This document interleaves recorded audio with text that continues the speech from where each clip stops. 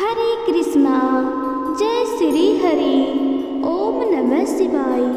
प्रिय भक्तजनों, आज बृहस्पतिवार के पावन दिन आप भगवान बृहस्पति देव की एक अत्यंत दुर्लभ, पवित्र और कल्याणकारी कथा सुनने जा रहे हैं। ऐसी मान्यता है कि जो भी भक्त इस कथा को सच्चे मन, श्रद्धा और भक्ति के साथ सुनता या पढ़ता है, उसकी सभी मनोकामनाएं भगवान बृहस्पति देव की असीम कृपा से पूर्ण होती है। जीवन के दुख, दरिद्रता, कलह और कष्ट दूर होते हैं तथा घर में सुख, समृद्धि और शांति का वास होता है।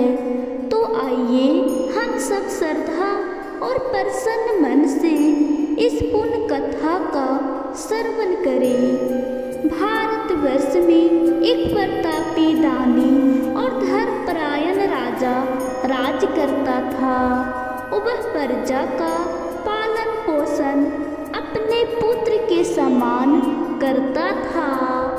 उसके राज्य में कोई भी व्यक्ति दुखी या भूखा नहीं रहता था। राजा प्रतिदिन गरीबों, ब्राह्मणों, साधु संतों और जरूरतमंदों को दान देता था। वह यज्ञ, हवन और धार्मिक कार्यों में सदैव अग्रसर रहता था। किंतु उसकी रानी स्वभाव से विपरीत थी। उसे दान पुण्य, पूजा पाठ और धार्मिक कार्य बिल्कुल पसंद नहीं थे। वह ना तो स्वयं भगवान की पूजा करती थी और ना ही गरीबों को दान देती थी। जब भी राजा किसी को दान देती, रानी उन्हें रोकने का प्रयास करती और कहती कि इस प्रकार धन लुटाने से एक दिन सब समाप्त हो जाएगा। एक दिन राजा शिकार खेलने के लिए वन में गए हुए थे। महल में रानी अकेली थी। उसी समय भगवान बृहस्पति देव साधु का वेश धारण करके राजा के महल में भिक्षा मांगने पहुँचे। उन्होंने दरवाजे पर आकर रानी से भिक्षा मांगी। रानी ने साधु को देखकर कहा, महाराज, मैं आपको भिक्षा नहीं दे सकती। मैं दान पुण्य से तंग आ चुकी हूँ।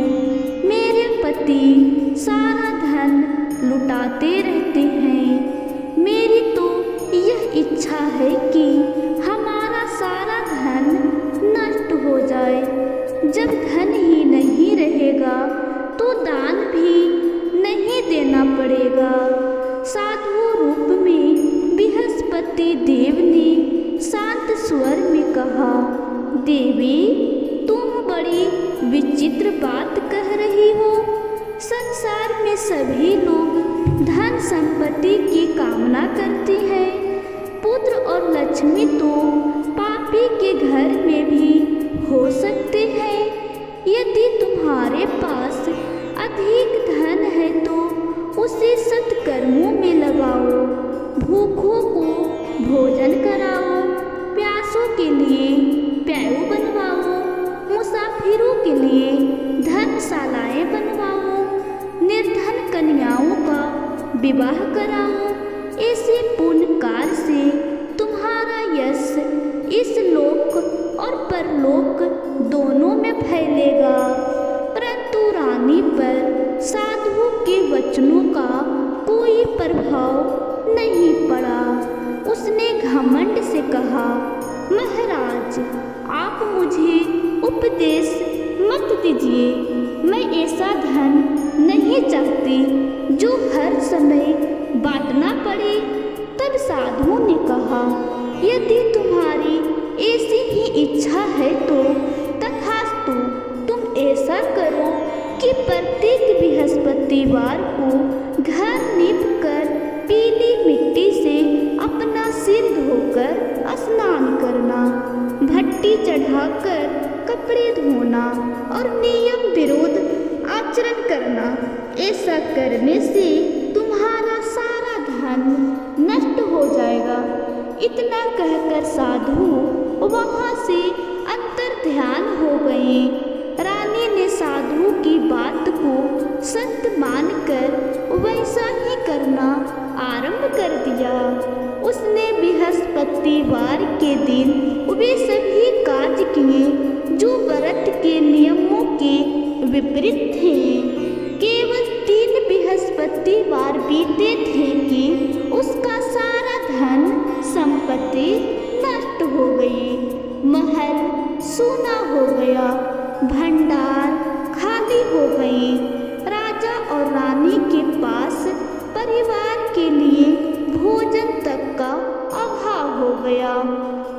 राजा जब वन से लौटे और यह स्थिति देखी तो अत्यंत दुखी हुए। उन्होंने रानी से कहा, हे रानी, अब इस नगर में रहना कठिन है। सब लोग मुझे जानते हैं। मैं यहाँ कोई छोटा कार्य नहीं कर सकता, इसलिए मैं दूसरे देश जाता हूँ और वहाँ श्रम करके जीवन यापन करूँगा। यह कहकर राजा परदेश चले गए। वहाँ वे जंगल से लकड़ी काटते, शहर में बेचते और उसी से अपना जीवन व्यतीत करते रहते। इधर महल में रानी और उसकी दासी अत्यंत दुखी रहने लगी। कई दिनों तक उन्हें भरपेट भोजन भी ना मिला। एक समय ऐसा आया कि रानी और दासी को 7 दिनों तक भूखे रहना पड़ा। तब रानी ने अपनी दासी से कहा, हे दासी, पास के नगर में मेरी बहन रहती है। तुम उसके पास जाओ और उससे कुछ सहायता मांग लाओ, जिससे हमारा गुजारा हो सके। दासी रानी की बहन के घर पहुंची। उस दिन गुरुवार था। रानी की बहन बृहस्पतिवार का व्रत कर रही थी और कथा श्रवण में लीन थी। दासी ने रानी का संदेश सुनाया, परंतु कथा के समय वह ना तो उठी और ना ही कुछ बोली।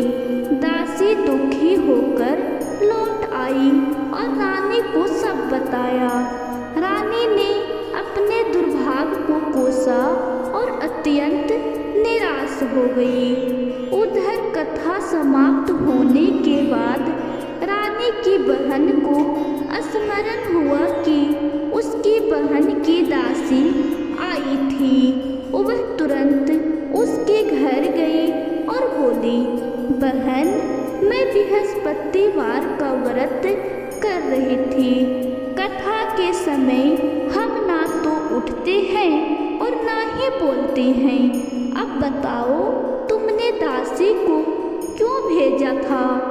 रानी ने दुखी होकर कहा, बहन, हमारे घर में खाने तक अन्न नहीं था, इसलिए सहायता मांगने भेजा था।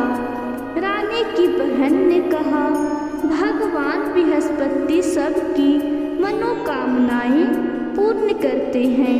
पहले तुम अपने घर में देखो, शायद कहीं कुछ अन्न रखा हो। रानी ने दासी को भीतर भेजा।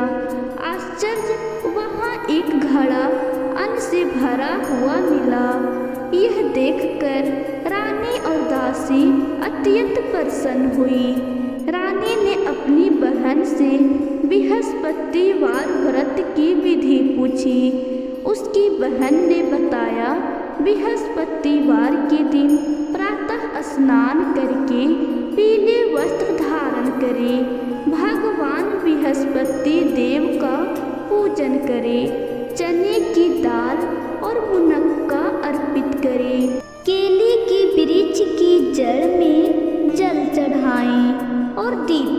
लाएं। उस दिन केवल पीला भोजन करें और नमक का त्याग करें। श्रद्धा और नियम पूर्वक व्रत करने से भगवान प्रसन्न होते हैं। रानी और दासी ने निश्चय किया कि वे भी विधि पूर्वक व्रत करेगी। 7 दिन बाद उन्होंने पूर्ण श्रद्धा से बृहस्पतिवार का व्रत रखा। उनकी सच्ची भक्ति से प्रसन्न होकर बृहस्पति देव साधारण व्यक्ति का रूप धारण कर आए और 2 थाले में सुंदर पीला भोजन उन्हें प्रदान किया। उन्होंने प्रसाद ग्रहण किया और भगवान को धन्यवाद दिया। इसके बाद वे नियमित रूप से प्रत्येक बृहस्पतिवार व्रत और पूजन करने लगी। धीरे धीरे भगवान बृहस्पति की कृपा से उनकी खोई हुई संपत्ति वापस आने लगी। घर में फिर से धन, अन्न और सुख समृद्धि का आगमन हुआ। परंतु कुछ समय बाद रानी फिर से आलसी होने लगी। तब उसकी दासी ने समझाया, हे रानी, पहले भी तुम्हारे आलस और अधर्म के कारण धन नष्ट हुआ था। अब जब भगवान की कृपा से सब कुछ वापस मिला है तो इसे दान, पुण्य और शुभ कार्यों में लगाओ। भूखों को भोजन कराओ, जरूरतमंदों की सहायता करो। इससे तुम्हारे कुल का यश बढ़ेगा और पितर भी प्रसन्न होंगे। रानी को अपनी भूल का एहसास हुआ। उसने दासी की बात मानी और धन को सत्कर्मों में लगाना शुरू कर दिया। उसने गरीबों को दान दिया, ब्राह्मणों को भोजन कराया, कन्याओं का विवाह कराया और धर्मशालाएं बनवाई। धीरे धीरे उसका यश पूरे नगर में फैल गया। लोग उसकी प्रशंसा करने लगे। भगवान बृहस्पति की कृपा से उसका जीवन सुख, शांति और समृद्धि से भर गया। उधर एक दिन राजा अत्यंत दुखी होकर जंगल में एक पेड़ के नीचे आसन लगाकर बैठ गया। वह अपने बीते हुए सुख और वर्तमान की दुर्दशा को स्मरण करके अत्यंत व्याकुल हो उठा। संयोग से उस दिन बृहस्पतिवार था। तभी अचानक उसने देखा कि उस सुनसान वन में एक तेजस्वी साधु प्रकट हुए। वे कोई साधारण साधु नहीं बल्कि स्वयं भगवान बृहस्पति देव साधु वेश में थे। साधु लकड़हारे के पास आए और मधुर वाणी में बोले, हे लकड़हारे, इस निर्जन वन में तू इतना चिंतित और उदास होकर क्यों बैठा है? लकड़हारे ने हाथ जोड़कर उन्हें प्रणाम किया और विनम्र स्वर में बोले, हे महात्मा जी, आप तो सब कुछ जानते हैं, मैं क्या कहूँ? इतना कहते कहते वह रो पड़ा और अपनी पूरी जीवन कथा साधु को सुना दी। तब साधु बोले, तुम्हारी पत्नी ने बृहस्पतिवार के दिन भगवान बृहस्पति का निरादर किया था। उसी अपराध के कारण भगवान रुष्ट हो गए और तुम्हें यह कष्ट सहना पड़ा। अब तुम चिंता त्याग दो और मेरे बताए अनुसार आचरण करो। तुम्हारे सभी दुख दूर हो जाएंगे और भगवान तुम्हें पहले से भी अधिक धन संपत्ति प्रदान करेंगे। साधु आगे बोले, तुम प्रत्येक बृहस्पतिवार को विधि विधान से भगवान बृहस्पति की कथा किया करो। 2 पैसे के चने और मुनक्का लाकर उनका प्रसाद तैयार करो। 1 लोटे में शुद्ध जल लेकर उसमें शक्कर मिलाकर अमृत बनाओ। कथा समाप्त होने पर अपने परिवार तथा कथा सुनने वाले भक्तों में वह अमृत और प्रसाद वितरित करो तथा स्वयं भी ग्रहण करो। ऐसा करने से भगवान बृहस्पति तुम्हारी सभी मनोकामनाएं पूर्ण करेंगे। साधु के वचन सुनकर लकड़हारा बोला, हे प्रभु, मुझे लकड़ी बेचकर इतना धन नहीं मिलता कि भोजन के बाद कुछ बचा सकूं। बीती रात मैंने अपनी पत्नी को बहुत व्याकुल देखा है। मेरे पास इतना भी नहीं कि उसकी कोई सहायता कर सकूं। फिर मैं बृहस्पति देव की कथा कैसे करूं? मुझे तो विधि भी नहीं आती। तब साधु ने आश्वासन देते हुए कहा, हे लकड़हारे, तुम किसी प्रकार की चिंता मत करो। बृहस्पतिवार के दिन तुम प्रतिदिन की भांति लकड़ियां लेकर नगर जाओ। उस दिन तुम्हें समान से दुगना धन प्राप्त होगा। उससे तुम भोजन भी कर सकोगे और पूजा की सामग्री भी जुटा सकोगे। इसके बाद साधु बोले, अब मैं तुम्हें भगवान बृहस्पति की एक कथा सुनाता हूँ। ध्यान पूर्वक सुनो। प्राचीन काल में एक ब्राह्मण रहता था। वह अत्यंत निर्धन था और संतानहीन भी था।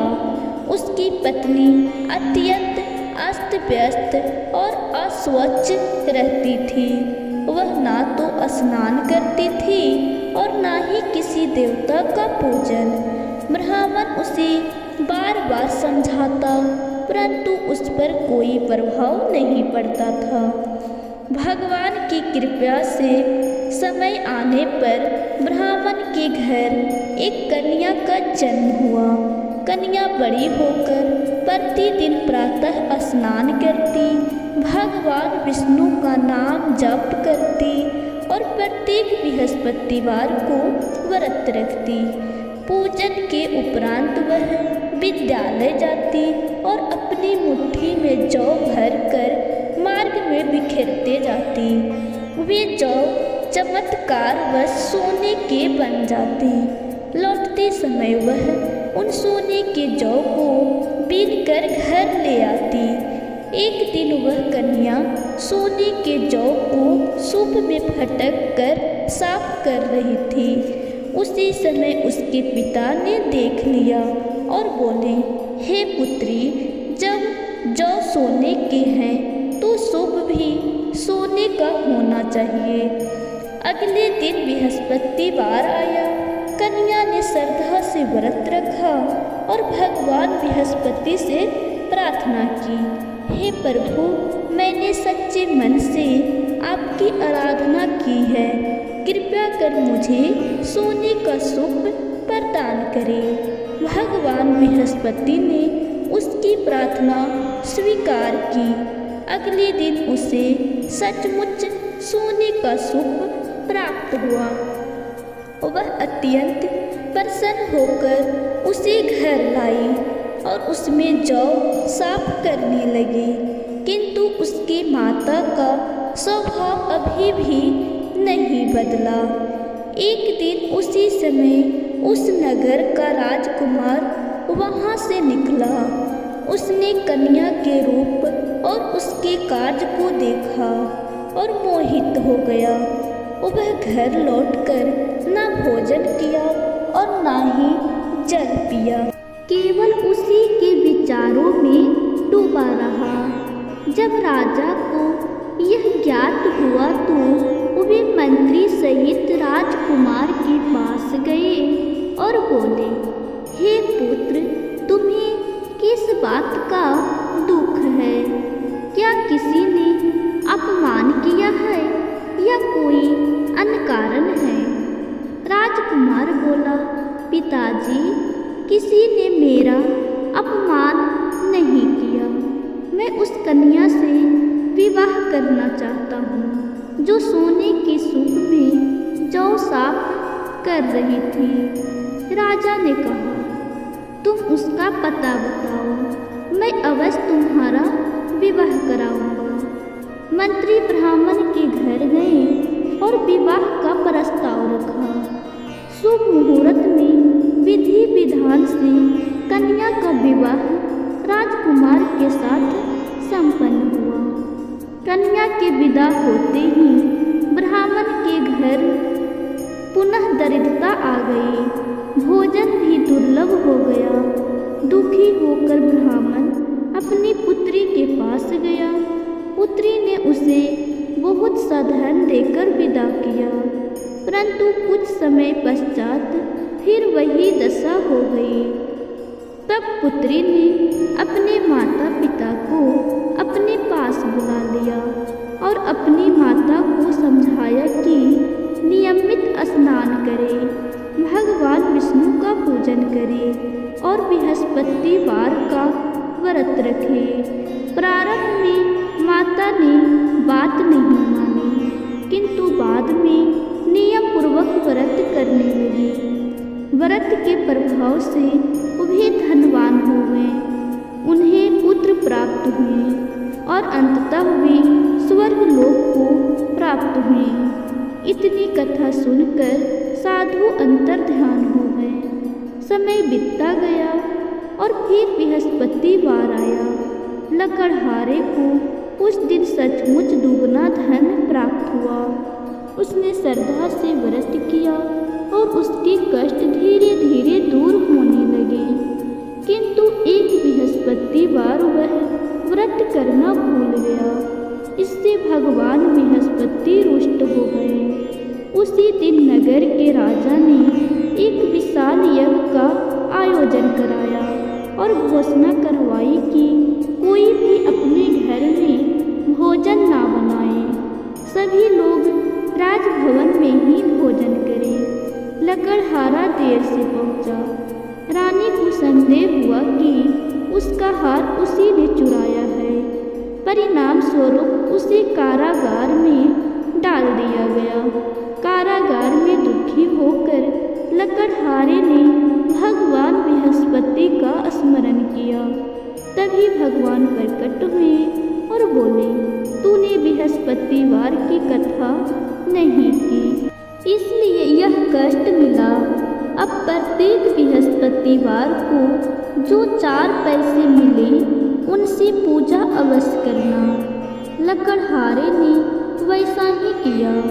उसी रात राजा को स्वप्न में आदेश मिला कि लकड़हारा निर्दोष है। प्रातःकाल राजा ने उसे सम्मान सहित मुक्त कर दिया। राजा जब अपने नगर लौटा तो देखा कि नगर पहले से भी अधिक समृद्ध हो चुका है। रानी ने बताया कि यह सब बृहस्पति व्रत का प्रभाव है। तब से राजा स्वयं भी नियमित रूप से बृहस्पतिवार की कथा करने लगा। जहाँ जहाँ वह कथा कहता वहाँ चमत्कार होने लगा। मृत व्यक्ति जीवित हो उठे, रोगी स्वस्थ हो गए। अंततः राजा को पुत्र रत्न की प्राप्ति हुई। सभी ने समझ लिया कि यह सब भगवान बृहस्पति की असीम कृपा का परिणाम है। जो व्यक्ति सच्चे मन से बृहस्पतिवार का व्रत करता है, कथा सुनता और सुनाता है, भगवान बृहस्पति उसकी सभी मनोकामनाएं पूर्ण करते हैं और उसे सुख समृद्धि प्रदान करते हैं। तो प्रेम से बोलिए भगवान बृहस्पति देव की जय, विष्णु भगवान की जय। इस प्रकार बृहस्पतिवार व्रत कथा समाप्त हुआ। अगर आपको मेरी वीडियो अच्छी लगी हो तो प्लीज़ लाइक, सब्सक्राइब और शेयर जरूर कीजिएगा। अब हम मिलते हैं अगली